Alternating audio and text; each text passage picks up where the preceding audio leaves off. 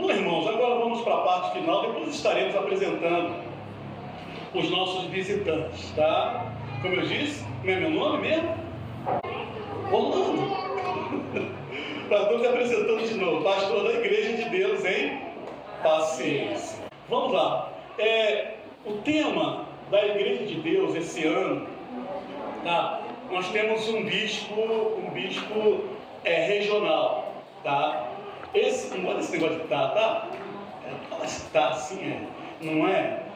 Ele entendeu que o tema para este ano seria até transbordar, ou a graça que transborda, tá bom? Aproveitando este tema, a graça que transborda, nós vamos pregar nesta noite a respeito. Pregar sobre graça é uma coisa, não digo fácil, né? Eu digo que é maravilhoso, porque a graça de Deus, ela é maravilhosa. O texto no qual nos baseamos, não vou colocar ali, porque o computador está aqui, a minha impressora deu fora, tenho que usar aqui o computador, tá, para ler e também para me basear a mensagem desta noite. Está em Romanos. Quem tem Bíblia aí? Quem não tem vai ler também na Bíblia do vizinho, tá? Na Bíblia, tá? O texto está em Romanos. São dois textos que eu vou ler. Um no Novo Testamento e outro no Velho Testamento. Romanos é no Novo Testamento e Êxodo é no Antigo Testamento, tá bom? Acertei? Então nós vamos ler um texto no Novo, que é na carta de Paulo aos Romanos, capítulo 5, versículo 20. Aliás, é um texto muito recorrente, muito conhecido, mas um texto poderoso, maravilhoso. 5:20 de Romanos, tá? Desculpas, porque não tem como colocar ali, ainda não. 5:20 de Romanos, já acharam? Os que puderem, por favor, se coloquem em pé. Romanos 5:20 diz assim, 5:20 de Romanos. Acharam? Amém. Veio, porém, a lei para que a ofensa abundasse. Mas onde o pecado abundou, superabundou a graça. Vamos ler de novo?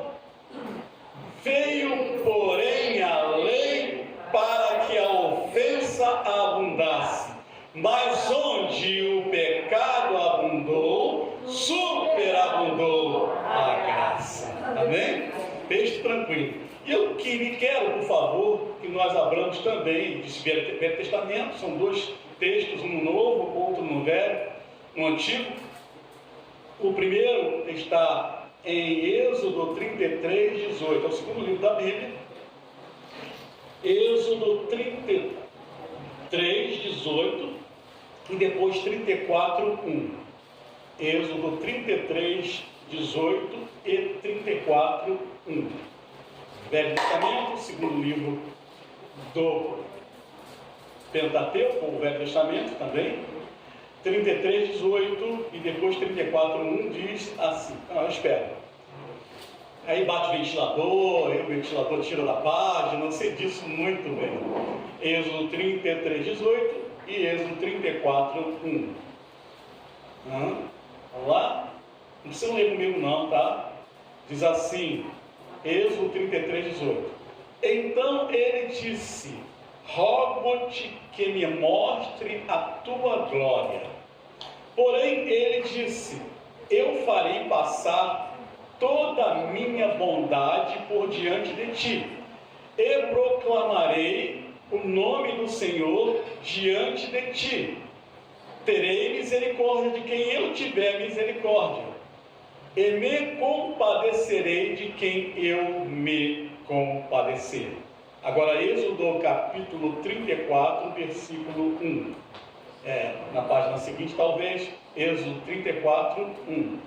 Então disse o Senhor a Moisés: lavra 2 tábuas de pedra como as primeiras, e eu escreverei nas tábuas as mesmas palavras que estavam nas primeiras tábuas, que tu quebraste. prepara-te para amanhã, para que subas pela manhã ao monte Sinai, e ali põe-te diante de mim no cume do monte. Oremos, irmãos, oremos. Agradecemos, Senhor, pela Tua palavra.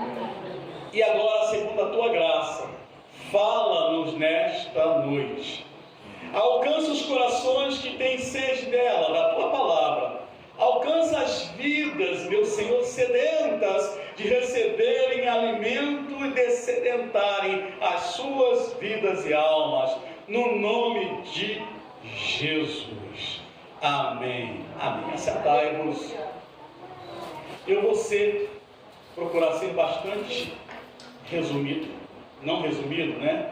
Mas bastante assertivo, bastante direto naquilo que Deus propõe nesta noite. Eu falei anteriormente que o tema dessa mensagem, o tema até da nossa região, da nossa igreja, a Igreja de Deus, é a graça que transborda. Eu acho que não poderia ser melhor o texto. A graça que transborda. Do que esses dois. Eu vou direto, não vou fazer nenhuma introdução. O texto diz: veio. Veio.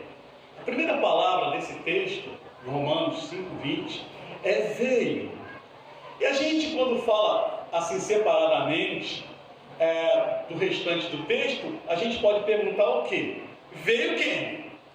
Veio o quê? Claro que o próprio texto responde. Mas eu quero dizer que a gente que espera grandes coisas deve esperar estas grandes coisas da parte de quem? De Deus. Não é isso? Eu estou esperando alguma graça, eu estou esperando alguma coisa. A gente pode até receber de alguém, mas o realmente agraciador das nossas vidas é o nosso Deus. Então Ele veio. Quem busca, acha. Quem busca a graça de Deus, acha. E em quem nós achamos a graça? Eu disse de Deus, né? E em quem nós achamos a graça? Em Deus. Como veio ou como vem essa graça? Este veio, eu faço alusão de como veio. Eu sei de quem veio. A graça vem de Deus. Mas como veio ou como vem esta graça? Estou me referindo à primeira palavrinha. Veio. Se eu busquei ou busco a graça, ela veio. E ela vem de quem? De Deus. E aí a segunda palavra, a segunda pergunta é: como veio? Ou quando veio? Como e quando veio? A Bíblia deve ser vista assim. A gente vai fazendo perguntas dentro do próprio texto. Veio de quem? De Deus. Como? E agora eu vou tentar passar para os irmãos. Como veio a graça de Deus? Ou como veio, como nós cantamos aqui, como veio a bondade de Deus? E mais, como e quando veio a bondade de Deus? Como? Deus fez um plano para nos agraciar. Ele fez um plano para derramar a graça dele sobre as nossas vidas.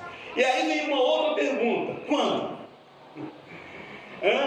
A Bíblia diz que Jesus Cristo já havia morrido, já havia sido planejado antes da fundação dos séculos. Então, quando este plano de graça maravilhosa, quando foi planejado? Na eternidade. Ou, quando é a eternidade? Eu não sei. E eu diria, na minha vã imaginação, ou na minha imaginação pessoal, eu diria que a eternidade não tem como contar lá para trás. E eu diria que Jesus é a graça desde a eternidade passada. Não tem tempo. Então, nós somos objetos da glória de Deus desde a eternidade. E eu diria, na minha contagem de tempo, quanto à eternidade, sempre. Sempre a graça de Deus esteve planejada para nós. Porque Ele te viu, Ele me viu, e entendendo-se a si mesmo como agraciador, nos agraciou desde a eternidade. A graça de Deus existe desde sempre. Ele te olhou desde sempre, porque desde sempre Deus é bom. E a bondade de Deus que faz parte da sua pessoa existe desde sempre, porque Deus é Deus desde sempre e agraciador e amoroso desde sempre. A graça de Deus faz parte da essência de Deus. A graça de Deus faz parte da vida de Deus.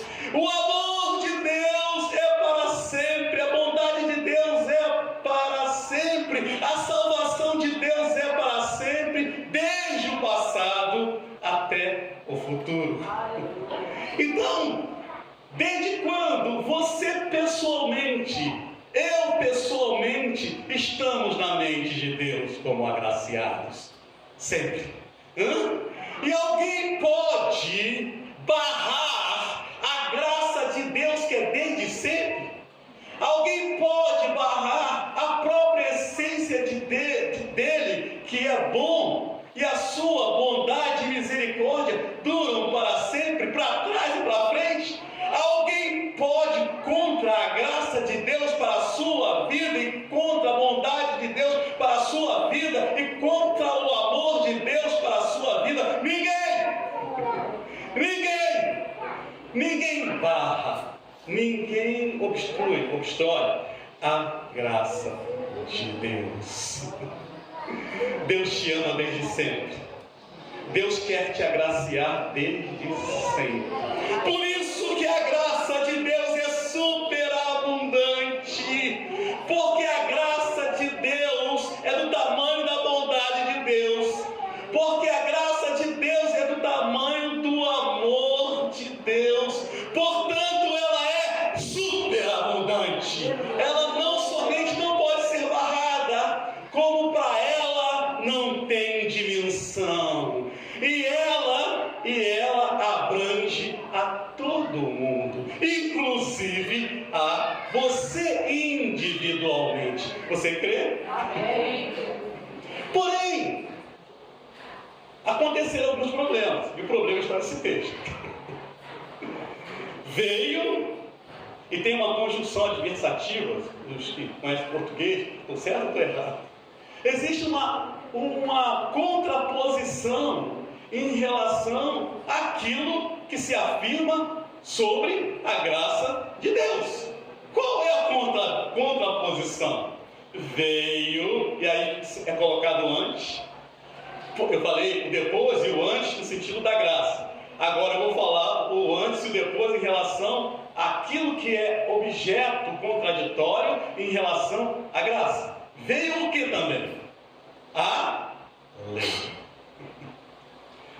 Veio, porém, adversativamente contra, veio, porém, tentando ser obstáculo contra a graça, ou contra o amor, sei lá, das contas que eu posso falar aqui, a lei. A lei nos condena. A lei nos acusa. A lei nos mata. Veio a lei para que abundasse a ofensa. Então, tanto a lei como a ofensa é grande a partir do momento em que nós somos pecadores. Entendo se tornar pecadores em Adão. Nós nos transformamos em ofensores. nós nos transformamos em inimigos de Deus. Por quê? Porque nós aderimos em Adão ao pecado. E o pecado, uma vez consumado, uma vez aderido, nos torna inimigos de Deus. Porque a sua lei precisa incidir contra o pecado. Por que a sua lei precisa incidir sobre o pecado? Porque Deus é justo. Em si, em Deus, não existe somente o amor, a graça, não existe somente isso, mas o Senhor é um Deus multifacetado em relação aos seus atributos. Deus é amor, Deus é graça, mas também Ele é justo. E o texto bíblico, em outro lugar, diz assim: a alma que pecar, esta morrerá. E esse texto diz que veio a lei para que avultasse o pecado. Então, a lei, no Velho Testamento, existem 613, conforme a gente já sabe, através do evangelista, leis ou mandamentos. A lei veio para que fossem expostos os nossos pecados. E a lei também é grande, a lei também é extensa, e a lei também é contundente, gerando males para as nossas vidas, e o pior deles é a morte. A morte existe por causa da lei. A graça é maravilhosa, mas a lei é contundente. A graça é tremenda, mas a lei é difícil. Então nós estamos entre duas situações. Estamos entre a lei e a graça. Estamos entre a lei que nos acusa e que nos culpa e que nos condena, e a graça que nos absolve. E há aí há que se tomar uma posição em relação a estas duas coisas. Mas o problema ainda se torna maior, porque não é somente a lei de Moisés. Existem muitas leis. Quantas leis tem o Brasil? Um monte. Não é? Quantas leis tem a nossa consciência? A nossa consciência também tem leis que nos acusam e nos defendem. Quando Adão comeu da árvore da ciência do bem e do mal, ele contaminou a sua consciência, porque a escolha dele foi comer da árvore da ciência do bem e do mal. Ele passou a ter em si, em sua consciência, o bem e o mal. A condição de optar em si ou por si aquilo que era bom ou que era mal. Não segundo Deus. Não segundo Deus, mas segundo Ele mesmo, que dessa forma se autodefiniu Deus de si. Deus de si mesmo. Podendo legislar pessoalmente o que era bem e o que era mal. Entenderam? Então esta lei existe na nossa consciência, nos acusando e nos defendendo. Não é uma árvore de Deus. Tanto que Deus proibiu que Adão e Eva comessem dela. Era uma árvore que não se podia comer, porque Deus disse que o dia em que eles comessem desta árvore, o que aconteceria? Morreriam. Isto é, esta árvore tem uma lei que, apesar de ter em si o bem e o mal, ela não vai conduzir à salvação. Quando eu decido sem a anuência de Deus, decido por mim mesmo, eu estou decidindo segundo os meus critérios. E eu não posso julgar em relação à salvação segundo os meus critérios. A minha vida é definida sob os critérios de Deus. E os critérios de Deus estão na árvore da vida, que Adão não comeu. Então, a lei se torna ainda maior, porque a lei não vem mais só de fora para dentro, a lei de Moisés. Porque pela lei de Moisés a gente não é salvo. A lei vem de dentro para fora. Porque nós nos defendemos ou acusamos, não segundo Deus, mas segundo a nossa forma de decidir e de julgar. Então, nós vivemos numa situação bastante difícil. Por quê? Porque nós não sabemos julgar de nós mesmos, por nós mesmos. Nós vamos sempre errar, porque a nossa lei não consegue nos absolver. A nossa lei não consegue nos condenar, porque ela não é suficientemente justa para isso. E aí, ou nós nos absolvemos, nos achando bonzinho demais, ou nós nos condenamos, nos achando o pior de todos, segundo a nossa consciência, que erroneamente, não segundo Deus, nos julga. Deu para entender isso? E aí, a ofensa se torna ainda maior, porque se nós tentamos nos defender, não conseguimos, continuamos pecadores. E se nós nos culpamos, piorou, nós continuamos pecadores. Porque nós mesmos não podemos legislar a respeito de nós. Nós não podemos legislar a respeito de nós. E quanto mais nós tentamos fazer isso, mais o pecado aumenta. Porque nós não resolvemos o problema do pecado. E vamos indo de mal a pior. Vamos nos acusando demais e vamos nos defendendo demais. Em ambos os casos, nós tornamos mais pecadores. Veio, porém, a lei de Moisés. Veio, porém, a lei da consciência, para que abundasse o pecado. Porque pela lei, seja pela lei de Moisés, seja pela lei da consciência, ninguém será absolvido. Veio a lei para que nós fôssemos condenados, porque nós não conseguimos cumprir a lei. Veio a lei de Moisés para que nós ficássemos mais condenados ainda, porque nós não conseguimos cumprir a lei de Moisés.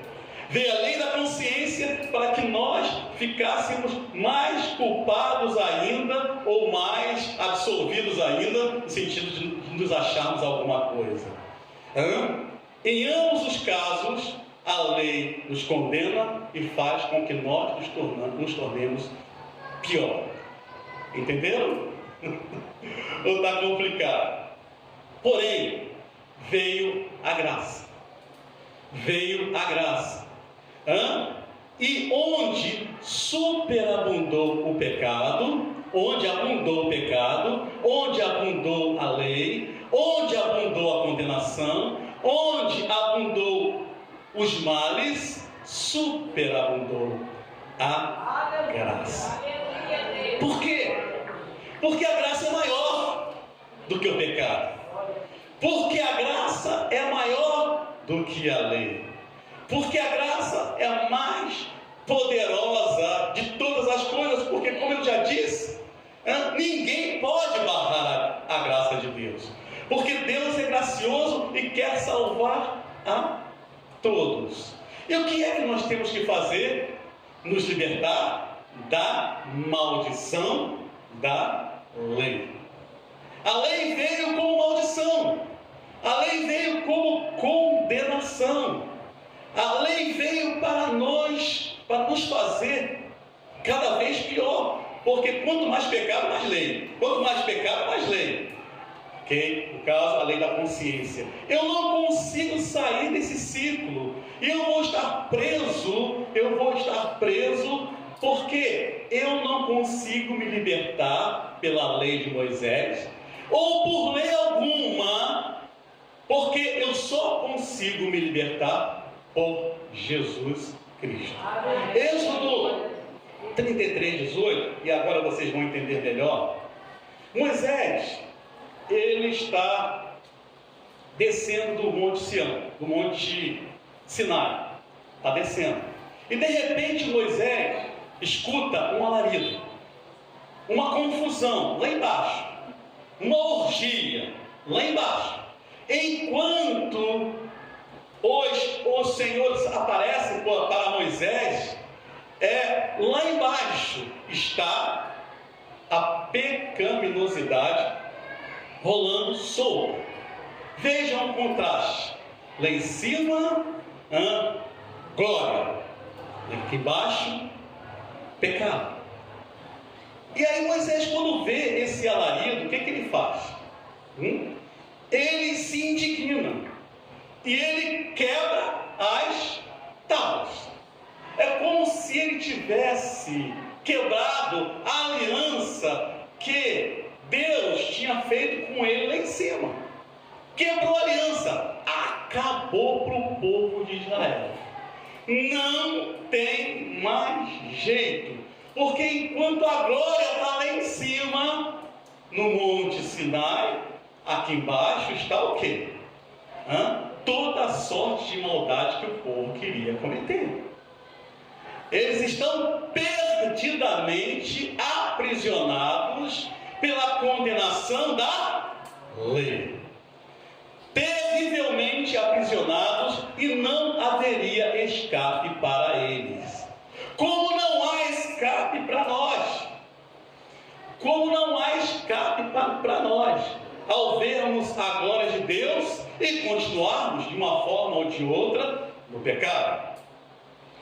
Moisés desce do monte, quebra as leis, quebra as pedras, e quando chega lá embaixo, Moisés faz uma coisa diferente. O que Moisés faz? Diz assim, versículo 34, 1. Então disse, não vou ler isso agora não. O que acontece lá embaixo? Moisés se separa. Moisés pega a tenda do encontro, e vai para longe do povo. Ele vai, e as pedras estão quebradas. Ele se afasta, porque o pecado do homem, ou deles, dos judeus, dos hebreus, era muito sério. Ele se afasta. Quando ele se afasta, Deus vem falar com ele. Há uma comunhão entre Moisés e Deus. E Moisés faz um pedido: Senhor, eu quero ver a tua glória. Ele estava afastado do povo. Não tinha diretamente tanto a ver agora o povo com Moisés.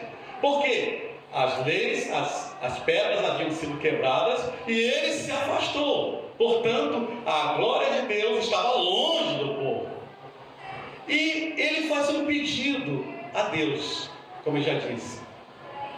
Qual foi o pedido? Mostra-me a tua glória. Está aqui no versículo 18 do capítulo 33. Então ele disse: rogo-te que me mostre a tua glória. Porém ele disse, Deus mostrou a glória dele a Moisés?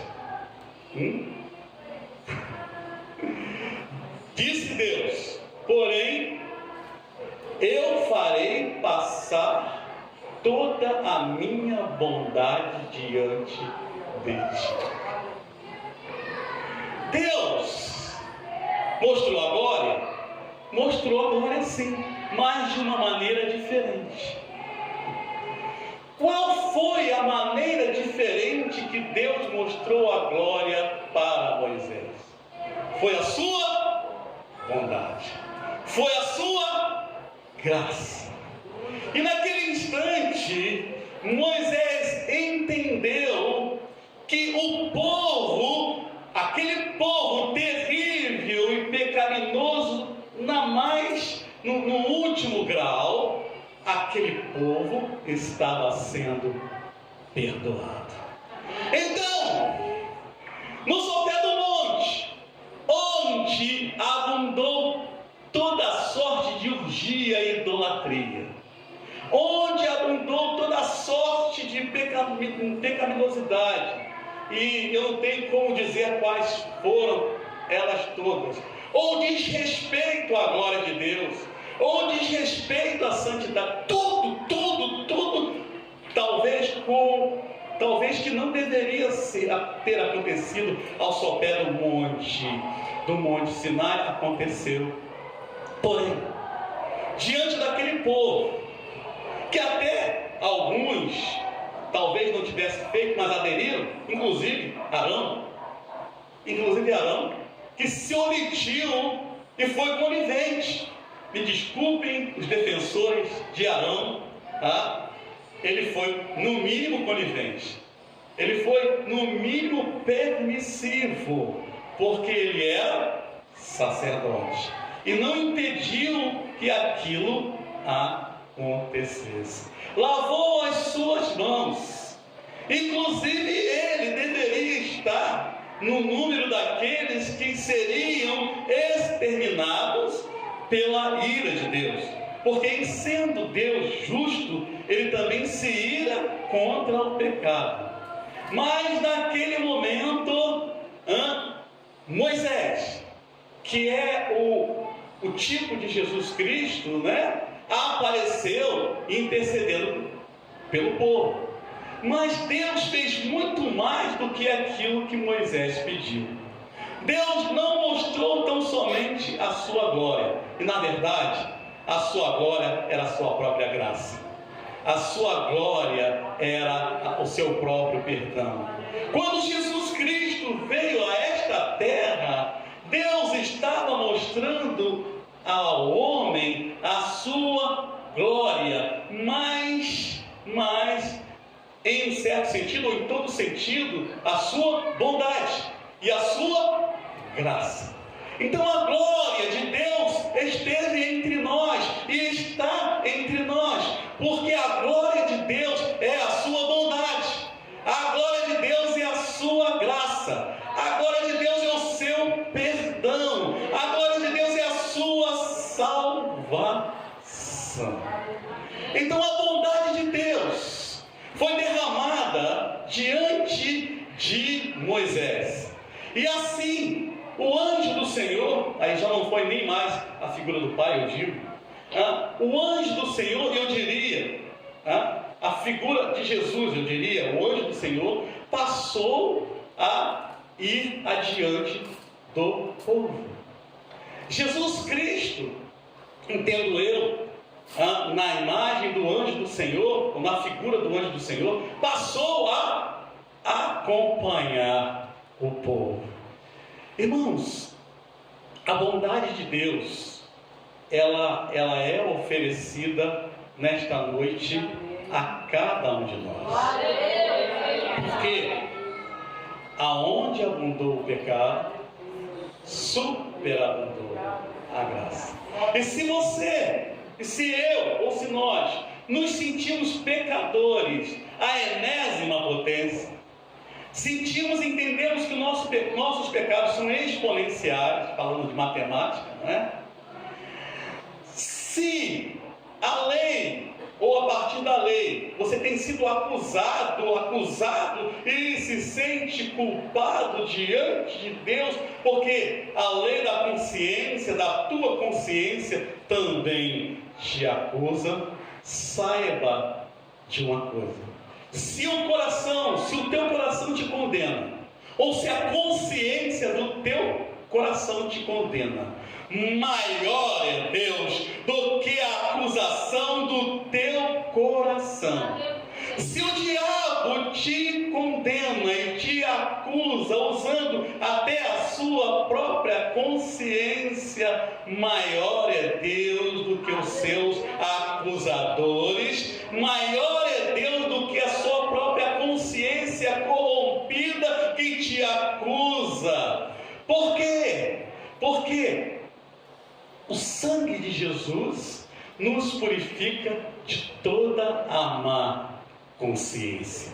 E aí, a partir do momento em que o sangue de Jesus, que é a graça, que é agraciador, nos purifica de toda acusação, nos purifica de toda consciência contaminada, aí nós somos absolvidos pelo Senhor, agindo em nossa consciência e dando à nossa consciência uma consciência pura, julgando não segundo aquilo que adveio da árvore da ciência do bem e do mal, mas nós julgando segundo a palavra de Deus, que age em nossa consciência espiritual, não nos condenando, mas nos dando a condição de arrependimento, nos dando a condição de mudança, porque a graça de Deus, ela é transformadora.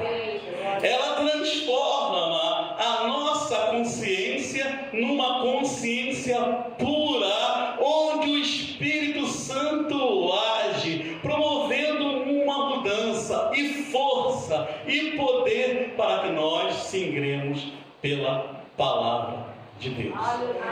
O Senhor disse a Paulo: a minha graça te basta, porque o meu poder se aperfeiçoa na tua fraqueza. Se tu estás fraco, se está sobrecarregado, se está cheio de acusações na tua consciência, ou obstrução, caindo numa obstinação, coração fechado, saiba de uma coisa: o Senhor está aqui, superabundantemente derramando o seu sangue. E se há multidão de pecados em sua vida, maior e mais abundante é o sangue de Jesus e a vida de Jesus para transformar a sua vida, te fazendo uma pessoa forte.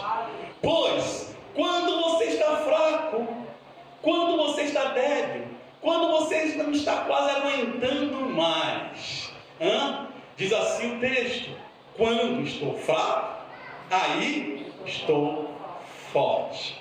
Porque o poder de Deus se aperfeiçoa na nossa fraqueza.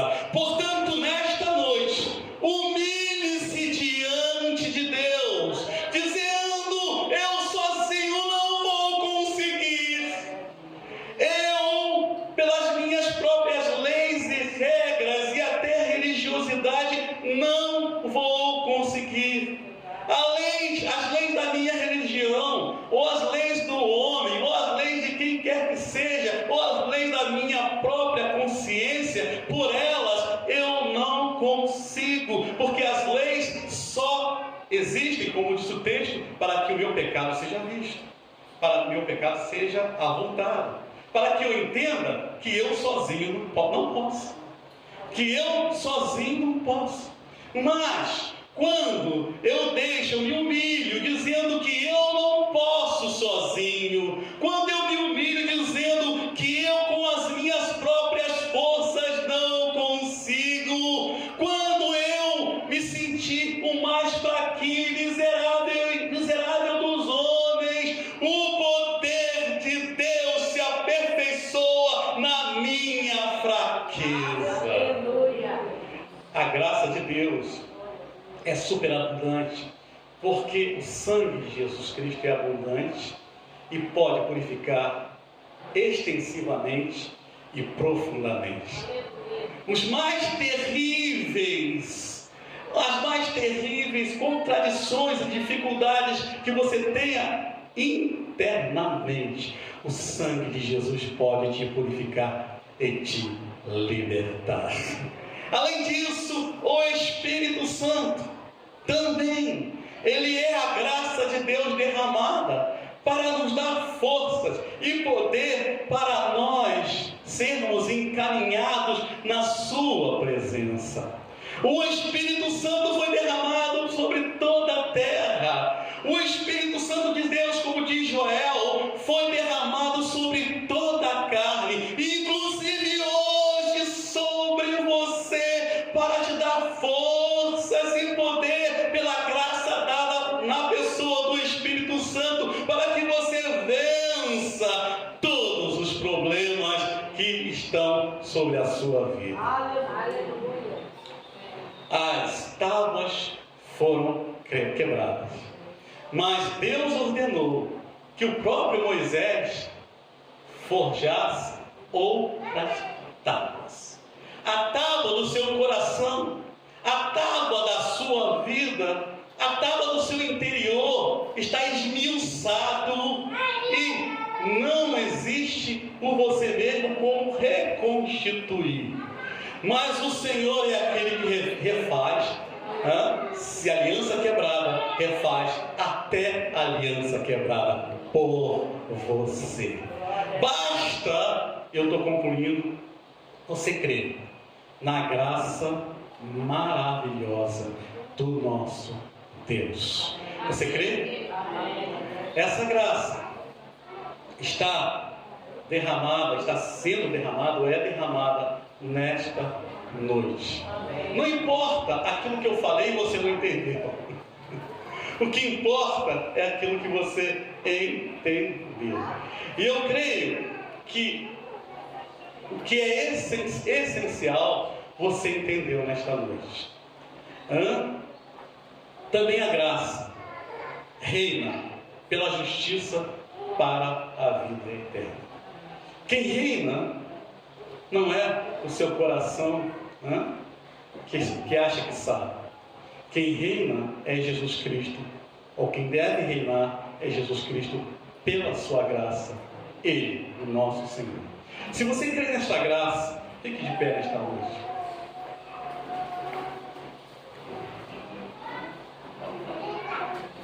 Eu sou um objeto desta graça.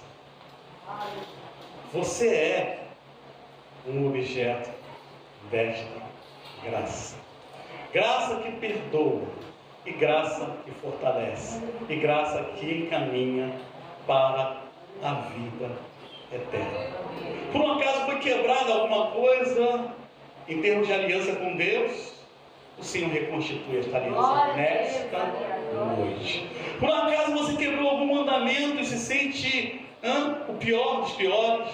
O Senhor te perdoa pela sua graça e te dá condições para que você continue pelo seu Espírito Santo, que é a graça de Deus derramada sobre nós. A graça em Jesus Cristo e a graça pelo Espírito Santo. E tantas outras graças que Ele nos concede. Nesta noite, eu queria orar pelos nossos visitantes, tá? Eu sei que muitos dos irmãos, aliás, vem aqui à frente, irmã Judete, para apresentar nossos visitantes. E eu queria fazer uma oração especial. Não estou fazendo apelo, essas coisas assim. Não. Eu quero fazer uma oração especial para aqueles que quiserem, é lógico, que a irmã Maria, ela pediu uma oração especial. Eu gostaria que ela primeiramente viesse aqui à frente, tá? Ela fez um pedido. E de maneira nenhuma vou privar a senhora desta graça. Tá bom? E aqueles, a irmã pode apresentar? Os visitantes?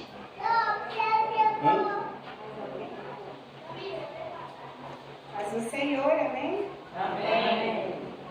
Então, as pessoas que vieram aqui hoje, fazer parte aqui da nossa família, estão nessa noite, estão muito alegres com a sua presença, amém?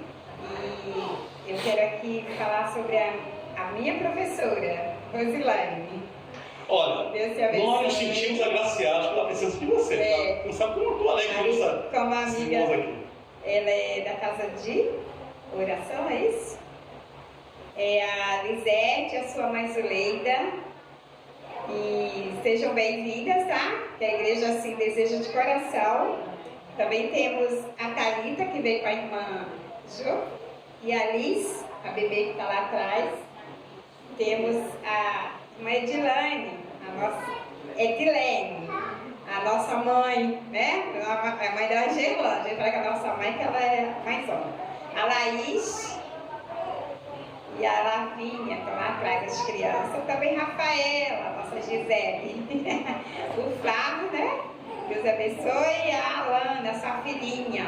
Temos a irmã Maria, sempre está conosco. Temos a irmã Áurea, a irmã Caia. Meu Deus do céu. São bênçãos em nossas vidas, vocês. Que sempre continuem, né? A Júlia já é de casa, não é? Né? A Júlia já é de casa? Já, a Julinha nossa, menina. E assim, né? Nós somos gratos a Deus pela sua vida. A irmã Zezé está aqui hoje. E é muito bom tê-la aqui, amém? E todos podemos dizer? Sejam bem-vindos.